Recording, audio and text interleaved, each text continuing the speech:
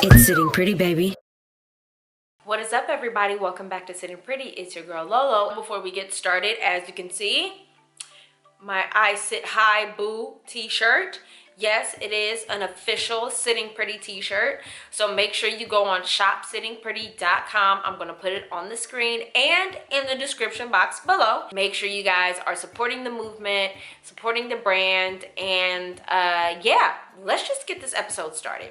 Today is not going to be one of those episodes that is happy-go-lucky, lovey-dovey, Lolo. No, this is a story time where I'm going to share an experience that wasn't so good, that really bothered me. And at first, I wasn't going to share this story because it was one of those things where it was just like, look, don't nobody want to hear this, that this happened. This isn't even worth sharing. But I had come across a tweet on Twitter that really resonated with my experience, that I was like, okay, if I could see this tweet and it resonate with me immediately and then see how many retweets and likes and responses that it got, let me further know that I needed to share this experience at this point, because as people with disabilities, we go through a lot of things that people don't even realize are issues. When I was on Twitter, I had come across this tweet. I wonder, do men know that women do a million small things out of fear for our safety every day? Like, I wear a fake wedding ring when servicemen come over and always make it clear I don't live alone. The reason why I saw that tweet and it super resonated with me is because I too do things on purpose to avoid dealing with creepy men. Now, this is not a bash to men or anything like that. I responded, I purposely wear a hat, sunglasses, and headphones in hopes creepy men don't say anything to me when I take the bus. And being a wheelchair user who's been harassed, my anxiety is through the roof when I take the bus by myself. Now, this is when the story time comes in. As y'all know, when I first started my channel, I had told the story of the time that I almost got attacked at a bus stop by this creepy, insane, homeless man who was just saying inappropriate things to me. He pulled out a knife on me. I was like in the middle of the busway streets. Like, it was an insane day that really has scarred me. And although it was years ago, it's still something that I have to be like mindful of. Recently, I got harassed again on the bus. So let me tell you what happened. Now, when you take the bus frequently, there are times when you're currently on the bus and the bus will stop, switch drivers midway of the route, and then like keep going. So I just so happened to be catching this particular bus where the drivers switch on this route. When I approached the bus, the previous driver was sitting there waiting for the new driver to come.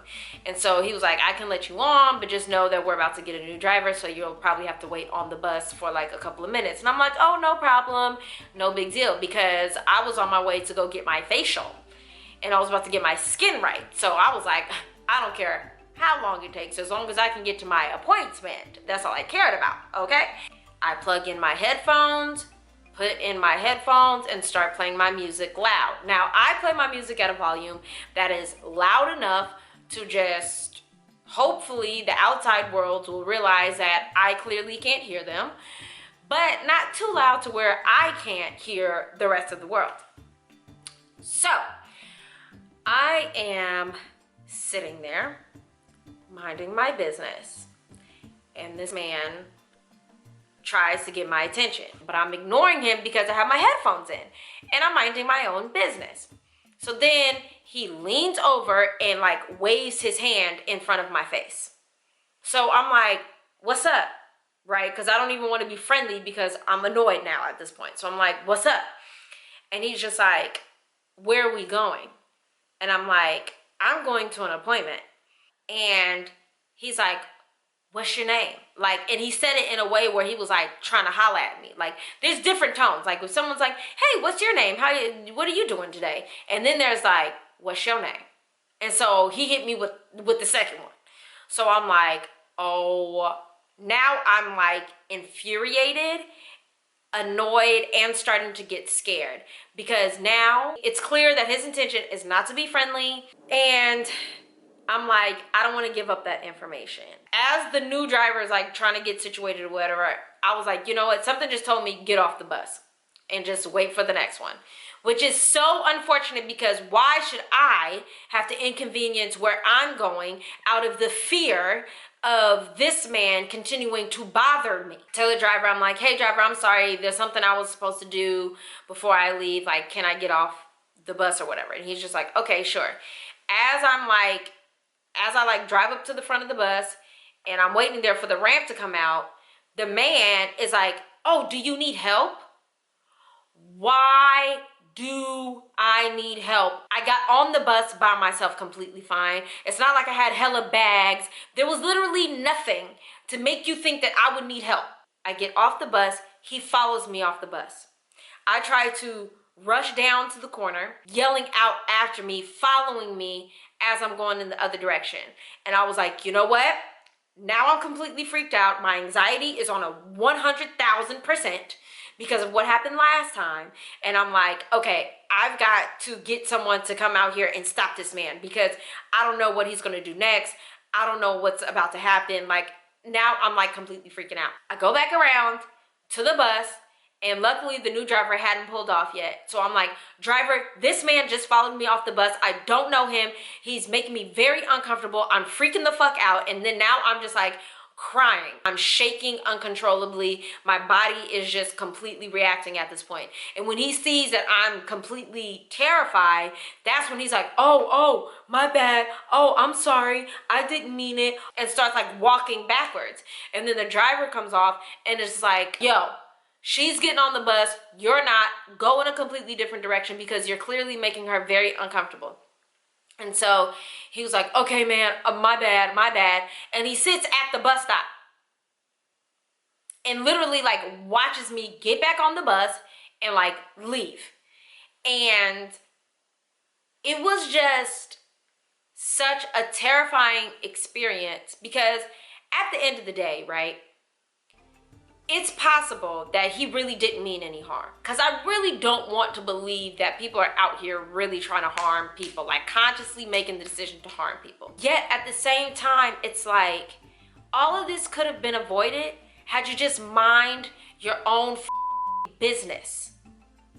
Like, that's the thing that people don't really understand, because like I have a life alert, I have whistle, I have mace, all these kinds of things in my purse, but things are happening so fast and my mind gets so clouded with the fear and the trauma of this whole situation that I can't remember to think to like hit my life alert and call somebody out. And a lot of times, sometimes they'll start conversation, but then they'll leave me alone. And so I didn't know he was gonna follow me off the bus. I thought maybe once I got off the bus, you know, and just went a completely different direction, chilled out at a coffee shop or something that was nearby, wait till that bus pulled off, and then just go back to the stop, like I would be good. But like, he followed me, and at that point, there was not enough time to dig into my purse, pull out my life alert, call somebody, and then them get there in time to like avoid anything happening to me. When you realize that that man isn't trying to just be cool, just have a conversation with the person, that they have sex on their mind, like, that's when it's annoying. That's when it's like inappropriate. That's when it's considered harassment, because it's clear that you're not just trying to be nice to me. It's clear that you're not trying to be kind and compliment me and try to make my day. It's clear that you're not doing anything except trying to push your agenda, which is to violate my safety and violate my own personal space, when all I'm trying to do is get to my mother facial appointment so my skin can stay popping. Literally leave people alone, because your words and your connotation and your energy and all of that resonates. You think we're stupid? You don't think we can feel that you're really not trying to be like a good person in this moment, that you're being a creepazoid? Like, cut it out. Leave people alone. period. So, on that note, I just had to share that because clearly I needed to vent that out. If you guys have any comments, thoughts, stories that you want to share down below that you want to vent out as well, please go ahead, leave a comment. I wish there was like a better way to keep like public transportation a safer form and means of getting around. But I don't know. There's got to be something's got to be done. Until next time, like, share, and subscribe. It's Sitting Pretty, baby. Peace.